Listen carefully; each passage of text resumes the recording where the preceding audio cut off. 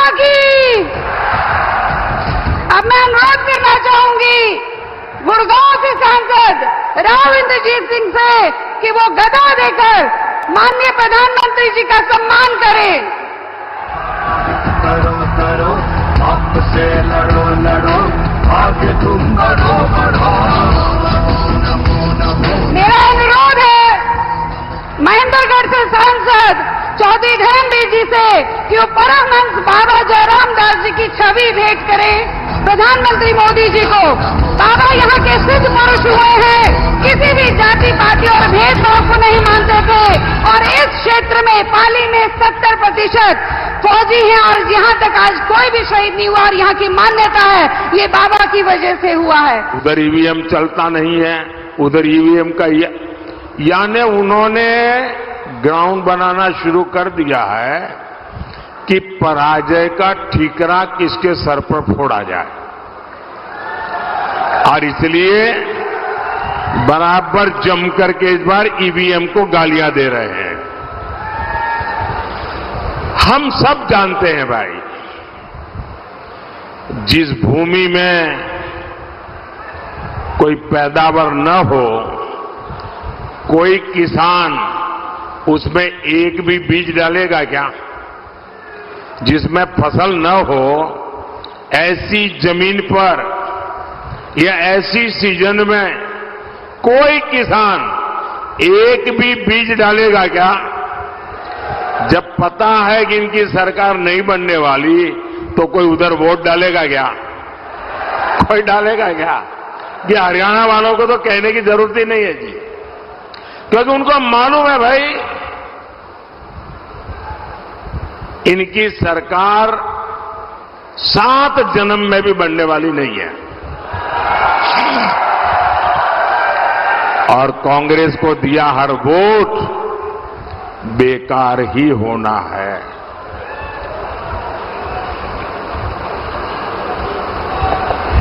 इसलिए आपको सरकार बनाने के लिए वोट करना है और सरकार किसकी बनने जा रही है? किसकी सरकार बनेगी? बच्चे बच्चे को पता है किसकी सरकार बनेगी। साथियों, 24 के इस चुनाव में पूरा देश कांग्रेस की सच्चाई जान गया है। कांग्रेस और इंडी वालों के लिए देश में भी बड़ा उसका अपना वोट बैंक है। इन लोगों ने वोट बैंक के लिए देश का विभाजन करवाया, एक भारत और दो मुस्लिम राष्ट्र बनाए।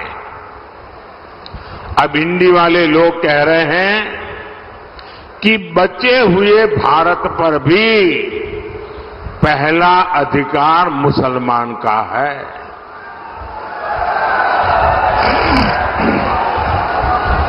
इन्होंने एससी, एसटी, ओबीसी इनको जो बाबा साहब आंबेडकर ने आरक्षण दिया है, भारत के संविधान ने जो आरक्षण दिया है, इसको छीन करके वे वोट जिहाद करने वाले लोगों को देना चाहते हैं। आपने कल अखबारों में देखा होगा, टीवी पर देखा होगा, सोशल मीडिया में देखा होगा, बंगाल की हाईकोर्ट का जजमेंट आया है और बंगाल में भी इंडी जमात का एससी, एसटी, ओबीसी के आरक्षण के खिलाफ उनका जो षड्यंत्र है, आरक्षण विरोधी उनकी जो मानसिकता है, उसका भंडा फूट गया है। बंगाल में इन लोगों ने क्या किया? बंगाल में इन लोगों ने मुसलमानों को रातों रात ओबीसी के सर्टिफिकेट दे दिया था। जो आरक्षण ओबीसी को मिलना चाहिए वो सारा का सारा मुसलमानों को, और वो भी घुसपैठियों में बांटा जा रहा था। हाई कोर्ट ने बंगाल में पिछले 10-12 साल में मुसलमानों को दिए सारे ओबीसी सर्टिफिकेट रद्द कर दिए।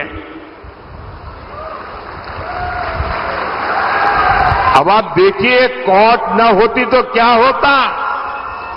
ये पिछड़े समाज के लोग करते क्या, ये मेरे दलित भाई बहन क्या करते हैं, ये मेरे आदिवासी भाई बहन क्या करते हैं। लेकिन साथियों, आप ये इंडी जमात वालों की मानसिकता देखिए। बंगाल की सीएम ने घोषणा कर दी है कि वो हाई कोर्ट का फैसला नहीं मानेगी।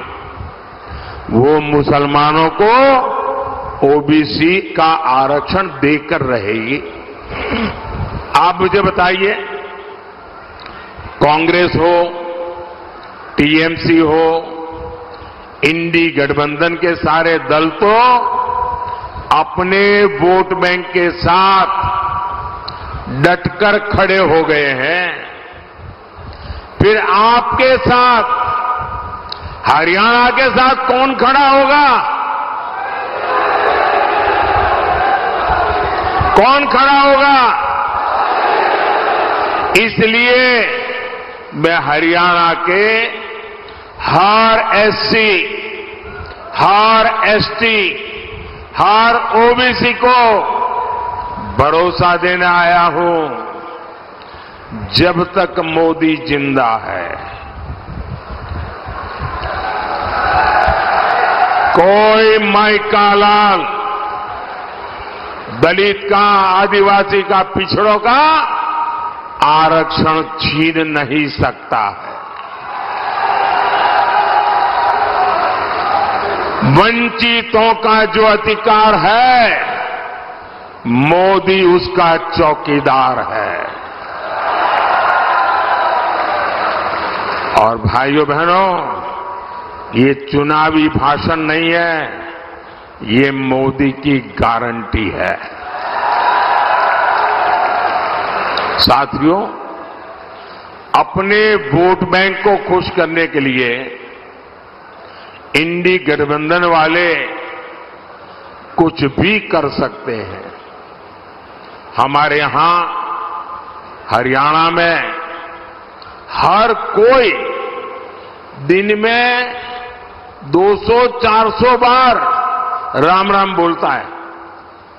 हर 10 कदम पर वो राम राम बोलेगा ही बोलेगा।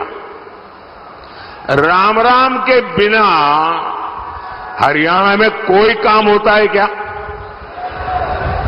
लेकिन कांग्रेस का बस चले तो हरियाणा में राम का नाम लेने वालों पर ये लोगों को गिरफ्तार कर लें। कांग्रेस पूरे देश से ही राम को हटाना चाहती है। कांग्रेस जब तक सत्ता में रही उसने राम मंदिर नहीं बनने दिया। कांग्रेस ने राम मंदिर प्राण प्रतिष्ठा तक का बहिष्कार कर दिया। और अब तो शहजादे के सलाहकार ने तो एक और बड़ा खुलासा किया है। कांग्रेस अब अगर सत्ता में आई तो राम मंदिर पर ताला लगाने की फिराक में है।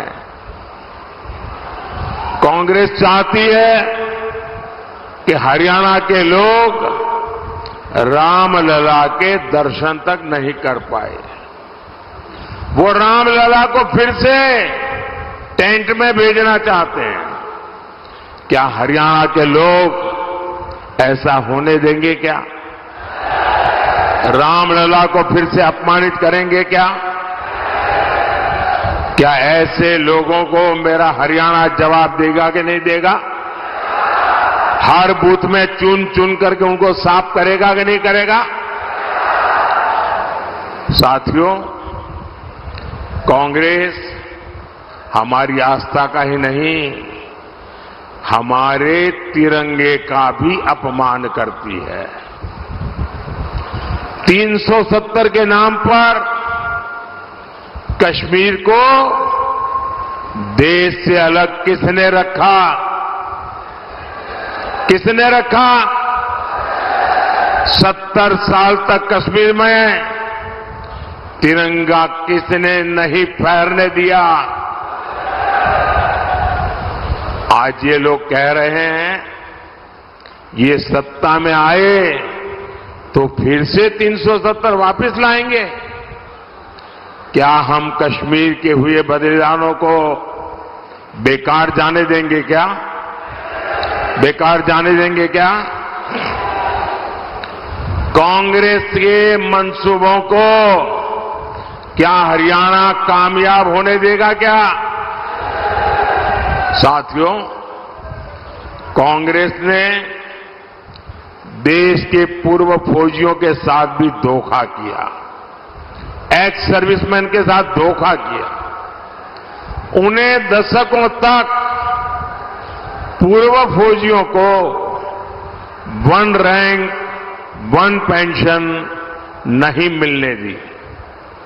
कांग्रेस झूठ बोलती थी कि ओआरओपी 1 रैंक 1 पेंशन, उसके लिए 500 करोड़ रुपया पूर्व फौजियों को देंगे।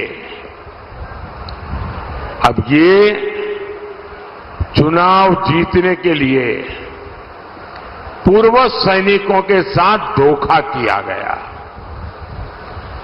और कांग्रेस के जहन में सेना के प्रति, सैनिकों के प्रति नफरत का भाव भरा पड़ा है।